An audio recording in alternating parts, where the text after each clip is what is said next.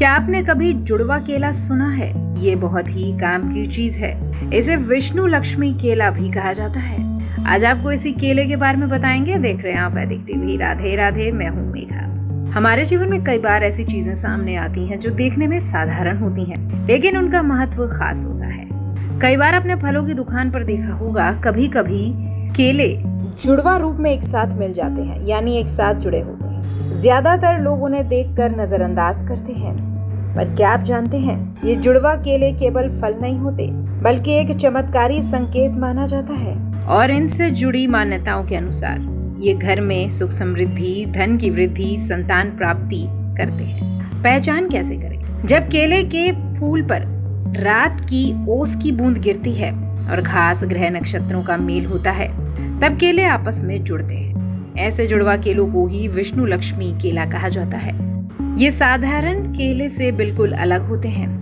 अगर आपको कहीं पर जुड़वा केला दिखे तो उसे घर ले आएं। इसे पीले कपड़े पर रखकर स्नान करने के बाद पूजा करें। एक केले पर अष्टांग या सिंदूर से विष्णु जी का स्वरूप बना दें और दूसरे पर लक्ष्मी जी का। इसके बाद दोनों को धूप दीप दिखाकर पूजा करें। पूजा के बाद इस केले को घर या दुकान में वहां रखें जहां आप धन, पूंजी या गहने रखते हैं। इसे 24 घंटे तक उसी जगह पर रहने दें। इसके बाद इसे प्रसाद के रूप में परिवार में बांट दें। मान्यता है इससे घर में कभी धन की कमी नहीं होती। जिन दंपतियों को संतान सुख भी नहीं मिल पा रहा है, अगर सही विधि से पूजा करके इस केले को ग्रहण किया जाए तो संतान प्राप्ति की संभावना बढ़ जाती है। अगर आपके जीवन पे पनौती चिपक गई है, कंगाल हो रहे हैं, तो इस विष्णु लक्ष्मी केले का छिलका घर की मिट्टी या गमले में डाल दें।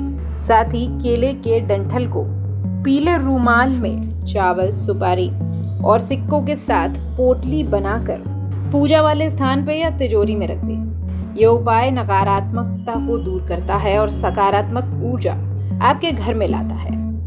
अब हम आपसे ये बिल्कुल नहीं कह रहे आप जबरदस्ती 2 अलग अलग केलों को एक साथ चिपका दें। ये जानकारी अब तक विभिन्न आलेखों द्वारा पहुंचाई गई है। वीडियो में बताई गई बातों की सत्यता की पुष्टि वैदिक टीवी नहीं करता, पर हम आपसे ये जरूर कहेंगे, कोई भी उपाय अपने जीवन में अपनाने से पहले आप अपने विवेक का इस्तेमाल जरूर करें।